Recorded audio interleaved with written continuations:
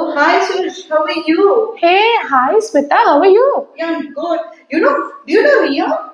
She shifted her base to UK, London. Is it? I think I'm not aware about it. Yeah, she joined her father's business and now she's running her own luxurious fashion brand. Okay, I always knew she will do something like that. She's born with a silver spoon after all. Huh? Silver spoon? You mean to say like when she was born, she was having a silver spoon in her mouth? No, no, dear, I don't mean that. That when she was born, she had a spoon in her mouth. No, I don't mean that. I basically mean, see, it's an idiom. Okay, so why not discuss some idioms together? Born with a silver spoon means somebody who is born in a rich family with a lot of privilege. So Ria's father runs a multi-crore business, and so it was very easy for Ria to shift her base to London and start her own luxurious brand. So yes, Ria is born with a silver spoon. So let's get started. Welcome back to Thrive with Sushmita. Today we will be discussing some idioms related with colors. Let's get started. The first one is caught red-handed. Now I am not saying that your hands are red and you're caught. It is basically when somebody is caught in the act of doing something wrong, doing something which is absolutely not right.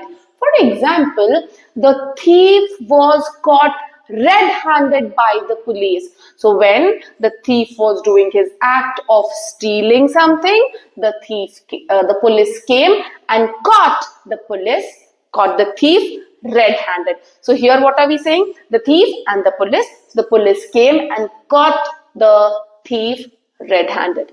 The next one is red tape. Red tape means a lot of bureaucracy or maybe a lot of formalities. Like if I use it in a sentence, when I applied for my passport, I had to go through a lot of red tape, which means there were a lot of formalities which I had to go through. The next one is see red. To see red means it doesn't mean you can see everything around is, red. It basically means being angry. Let us use it in a sentence. He saw red when someone insulted his friend. So he was furious and he was very angry. The next is feeling blue. So feeling blue means feeling sad or depressed. Like I was feeling blue since my brother left for London. So, he left for London and since then I have been feeling blue means I've been feeling a little sad, a little depressed and I'm not liking things which is happening. The next is green with envy. So with green with envy, I don't mean that your face starts looking green. To be green with envy means to be extremely, extremely envious or jealous about something. Let's use it in a sentence. Raj was green with envy when Ria got promoted. So he felt extremely jealous about Ria's promotion. The next one is to give the green light, which means to give permission. My father gave me the green light to go on an excursion with my school friends. So he gave me the permission. I was happy and I told my friends that, oh yes, it's a green light, which means I have the permission that I can join my school friends for an excursion. How fun, it will be. So that's how you can use this idiom. The next one is a white lie. A lie is a lie, but I'm talking about a white lie. A white lie means a lie which is very minute or something which is harmless, it doesn't cause any kind of harm to anybody. Like Raj told a white lie because he did not want it to hurt the feelings of his best friend. So he just said a white lie which was very, very harmless. The next is raise a white flag. Raise a white flag means to surrender, to give, like to come to terms with it.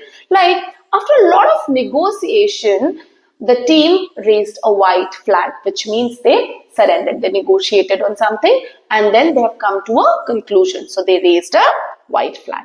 The next one is paint the town red. Oh, please, I'm not a painter and I'm not talking about taking a bucket and going and painting the town red. To paint the town red means to be like, having a lot of fun with people, merry making and enjoying. This weekend, I'm going to paint the town red with my friends. Why? Because we are going out on a dinner date and yes, to enjoy a lot, which means we will be painting the town red together.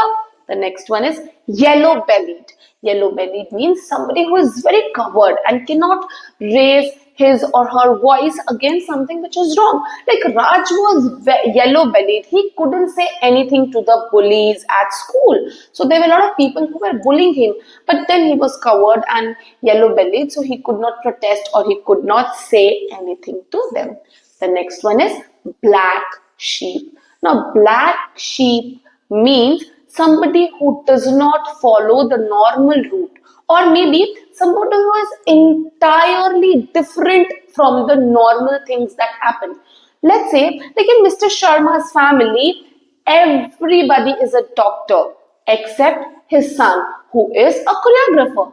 He is actually a black sheep in the family, which means everybody followed the path of being doctor, being educated, and doing higher studies.